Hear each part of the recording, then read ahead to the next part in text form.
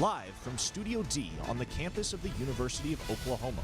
This is Sooner Sports Pack, brought to you by Slim Chickens. And now, here's your host, Chloe Sparks. Welcome to Sooner Sports Pad, everyone. I'm your host, Chloe Sparks. Standing next to me are our analysts. It's great to have Mr. Kemper Ball back for the first time this semester. And then we have Caroline, again, that you met last week. Let's start it off by talking about this stellar Sooner softball team. Honestly, I don't even know if stellar is a good enough word to describe this undefeated team. They've been good, but they are only getting better, and all the proof goes into this last weekend's games. The ladies wore crimson and cream with pride as they took down the Vikings 8-0. Redshirt senior Giselle Juarez, redshirt sophomore Brooke Vestal, and Nicole May combined for a perfect game against Portland State. 3 home runs, 10 hits, and 8 runs later, Oklahoma's obliteration took them 12-0. Now let's take it over to Sooner baseball going into extra innings against number 21 Auburn. Jarrett Godman showed who's king of the hill with 6 scoreless relief innings. Auburn had yet to lose a game before this one against the Sooners and held the lead in the third. But in the end, it was Tyler Hardman in the 10th inning who scored the game-winning run.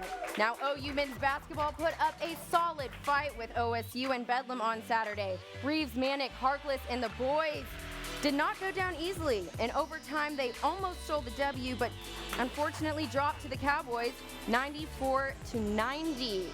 Now the boys do have a shot at redemption tonight, actually just right after this show. Now it's time to take it over to our analysts to discuss what do you think it is going to take for us to crush, I hate to say it, the freshman phenom, Cade Cunningham. This may be a hot take, but Cade Cunningham, pretty good at basketball. And when a guy like that gets going the way he did on Saturday, there's only one thing you can really do. You're going to have to pray. You're just going to have to hope that he starts missing some shots because there's almost no defense that you can throw at him that is going to make him uncomfortable. Now, there's a reason that Cade Cunningham is going to be the #1 draft pick in this year's NBA draft, and he was putting all of that on display on Saturday. OU did a really good job of containing Cade for 75% of this game, but that 25% will get you killed against a guy like Cunningham. He scored 20 of his 40 points in the final 5 minutes of regulation and overtime. And as a 6'8" guard, he's just far too big for other guards to defend when he wants to get into the paint. And if you push him out of the paint, he's going to drill you from 3 because he's a 43% three-point shooter. There is no hole in this game, in his game. He turns the ball over a little bit, but even that is not a big enough problem that you can really take advantage of. The best you can do is clog passing lanes, try and deny him the ball, but when he gets going, you just got to hope he's going to miss. Yeah, Kemper, I'm going to have to just completely agree with everything that you said. At 6'8", he's undeniable. So the Sooners are really going to have to box him in. The only thing left to do is double team him. They're going to have to keep him out of the paint, out from blocking under the rim, and quit allowing him to get in on those rebounds. Like you said, Kemper, he maximizes himself no matter where he is on the court. So the Sooners are really going to have to start hounding in and putting some pressure on him. For sure, I definitely agree with both of you guys, and hopefully they are able to get that shot at redemption tonight. But now let's hear what Coach Lon Kruger has to say himself about how we are going to take down this guy who just scored 40 points on us on Saturday. Yeah, he was terrific. Obviously, the stat line like that, I thought the guys made him work for him. I think to his credit, I thought he made some, big-time shots, made some tough shots. He's that good players are capable of doing that, and he did. He had a terrific night, and we got to figure out a way to try to slow him down a little bit on Monday.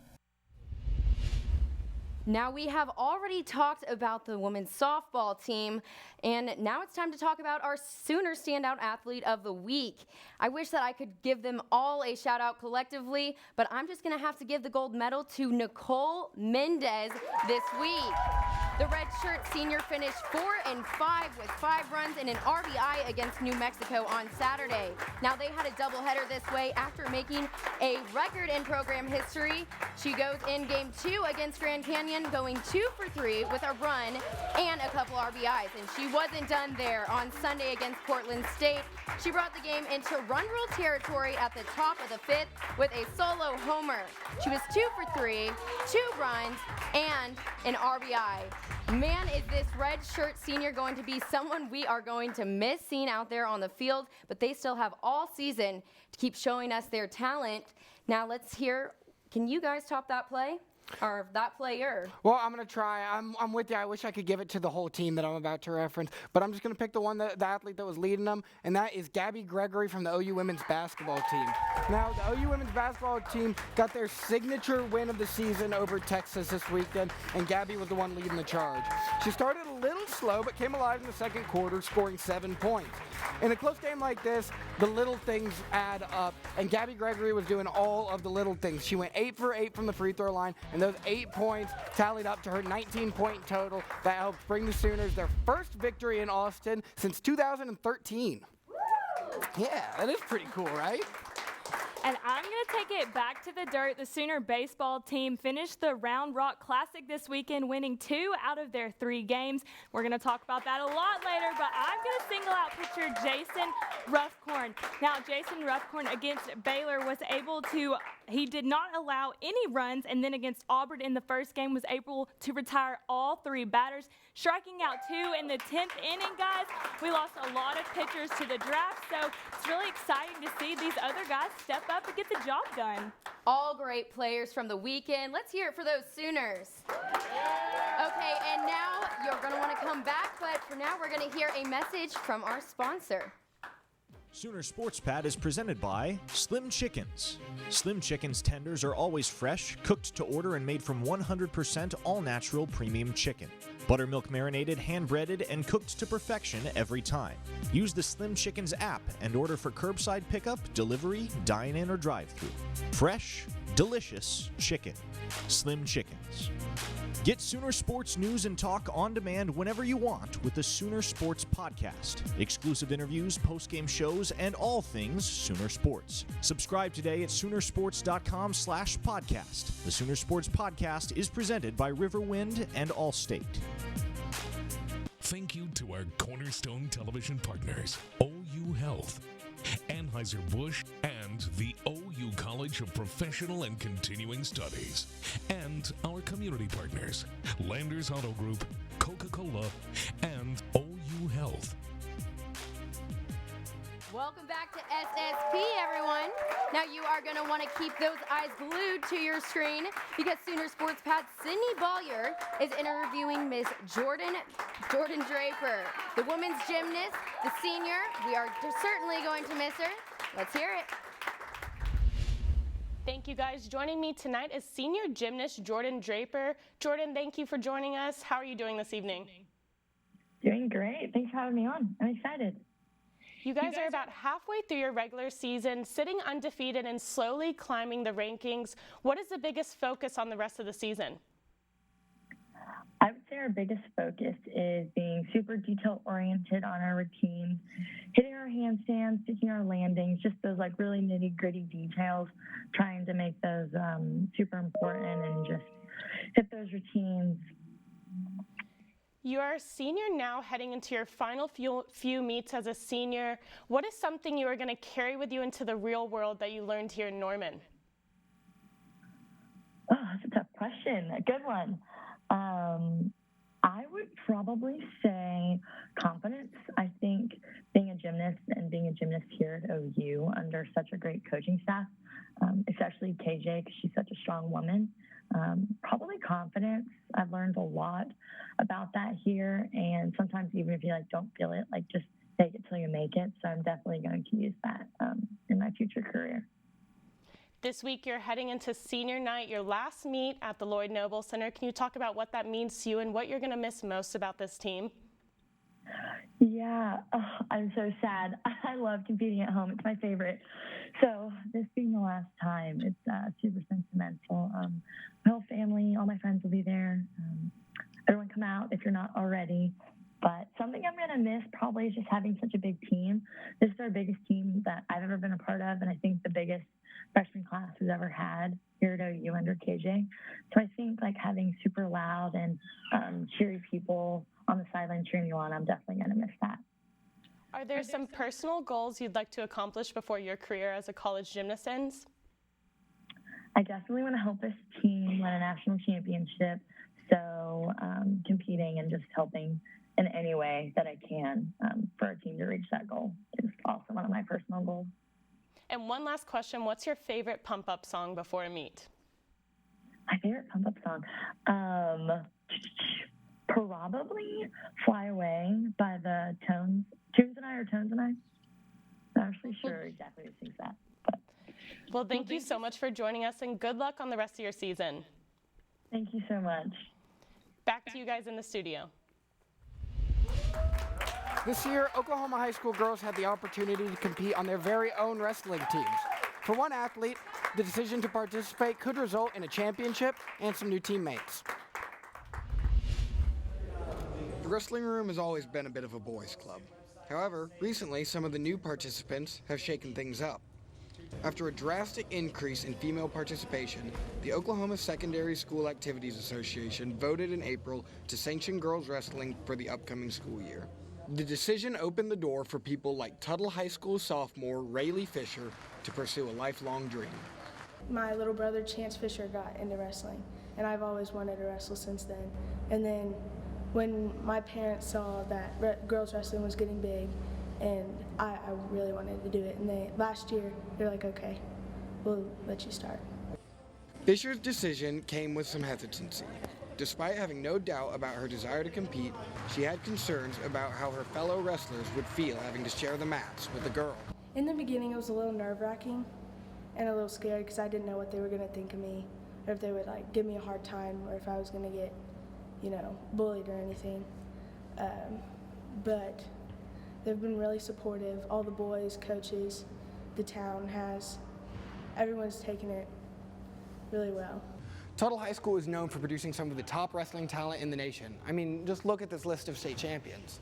Now, the list next to it has no names on it, just a question. Who's next?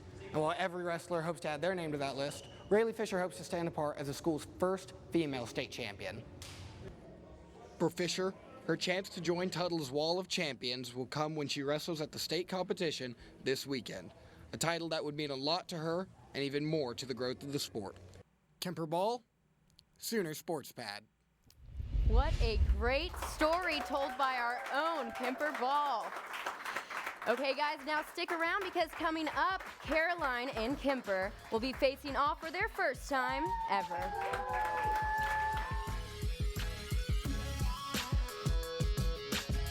Welcome back to Sooner Sports Pad. Thanks again for joining us as Kemper and Caroline are about to face off for their first time against each other. Guys, how confident are you that you are going to win tonight? As confident as Cade Cunningham was against us on Saturday. Ooh, okay, Caroline? I don't know. As long as you don't try to tell people I'm doing the empathy card, I think I'll be okay. All right. Don't forget that I'm the one that picks who wins this. Okay, so for this first question, this show has been jam-packed with great plays from Sooners throughout the weekend. What was your favorite play? Okay, I want to take it back to that basketball game I just referenced, Oklahoma versus Oklahoma State on Saturday, and it's a play that might have gotten overlooked in the post game. Take a look at this play, this fast break for the Sooners. They come up with a steal. Elijah Harkless handling the ball, usually pretty reliable in these situations, but throws this one out of bounds. Looks like it's gone, and Austin Reeves from across the court somehow gets that, and it leads to an and one opportunity. Look at this hustle from Reeves. These are the kind of plays that separate good teams from great teams and get guys like Alex Caruso and Lou Dort into the NBA. Austin Reeves could end up being one of those guys if he keeps playing like that. All right, Kemper, good pick, but they still lost. So I'm sticking with the men's athletics, and I'm going to backtrack back to the Round Rock Classic, and I'm going to go with the walk-off win against the Auburn Tigers. Tyler Hardman had the game-winning single straight to right field in the bottom of the 10th that led the Sooners to a 4-3 win over the number 21 ranked Tigers. That was for sure my favorite play of the weekend. It got me so hyped for baseball season and so excited just to see how they play the rest of their games. Staying on that baseball note, let's take it to the pros now. I know that spring training just started, but which two teams do you think are going to make it to the World Series? Well, it seems like there's a lot of heavy favorites in sports these days, and to me, baseball is no different. It doesn't matter who else is in the World Series because the Los Angeles Dodgers are going to repeat as World Series champions this year. It's just a fact. I know you guys don't like it. I don't like it either, but it's just the facts. They were the best team in baseball last year, and they're the best team in baseball again this year because they lost nobody notable and they only gained people. They obviously had the blockbuster trade to get Mookie Betts from Boston last year, but that was just the tip of the iceberg for this team apparently. After leading the league in ERA last season, what did they do? They went out inside the pitcher with the best ERA in the league, Trevor Bauer, last year's Cy Young winner. Not only does Trevor Bauer come in, but David Price is coming back, another addition from that trade with Boston. He took a year off from COVID, but he's back now. He's just a deep bullpen for them. You mix that in with Mookie Betts, the best baseball player on the planet, Cody Bellinger, another great baseball player. I don't see anyone having the firepower or the pitching staff to compete with the Dodgers.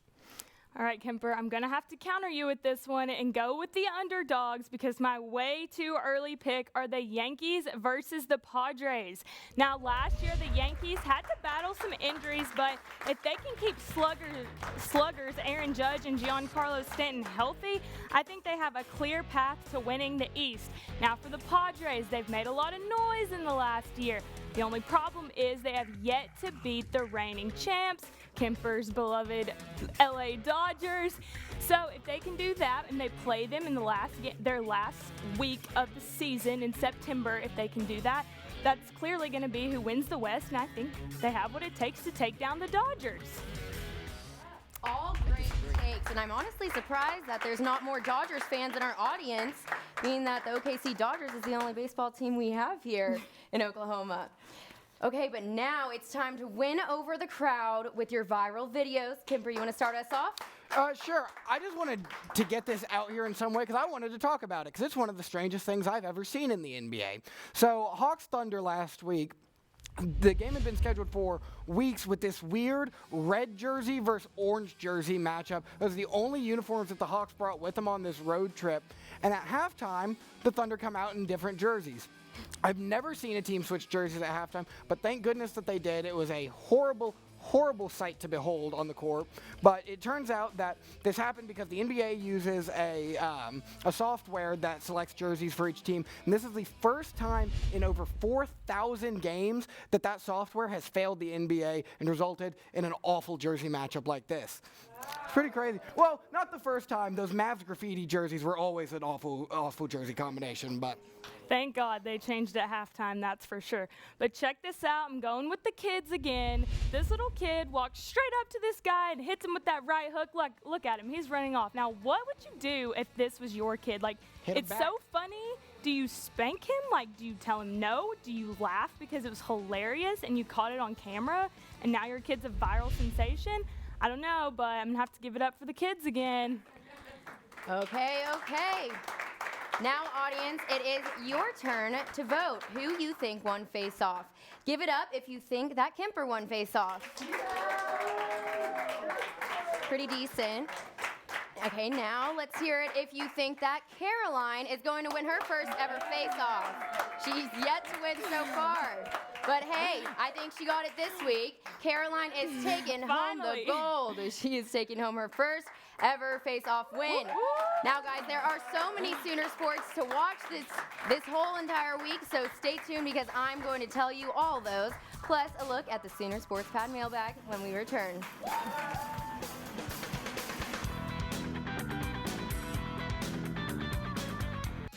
You will not be bored this week. Men's basketball is warming up in Stillwater as we speak, and you can catch that tip-off right after this show at 8. Lots of Sooner sports in action Thursday. We've got baseball hosting Arizona at 2, volleyball at UNT at 5, and then women's basketball inviting the Horned Frogs to their court also at 5. Oklahoma soccer is taking their talent down to North Texas for a 7 o'clock start. And wrapping up Thursday is our men's basketball team having a little Red River showdown at home at 8. Now let's take it over to Friday. Women's tennis will be meeting with the Red Raiders at 10. Baseball will continue their series against U of A at noon. Softball faces Missouri at 3 on their own field. Men's tennis will compete with the Sun Devils at 4. Softball has a game against Sam Houston State at 5:30. And then it all ends at Lloyd Noble with Coach Kindler and the ladies. That meet is at 6:45. And with all that being said, let's catch a breath for a second. It's time to take it to the Sooner Sports Pad Mailbag. Now, every week you have a chance to tweet out your questions for the analysts to discuss live on the show to @SoonerSportsPad. So let's get the first question up there. Kaylee Tinglestead wants to know, what do you think about the placement of former OU quarterbacks in ESPN's top 60 QBs of the 2000s? Kemper. Personally, I was just excited to see Landry Jones get some respect. I consider myself a huge Landry Jones stan. We all forgot about him. We all forgot about his great mustache. He was a king. I love that guy.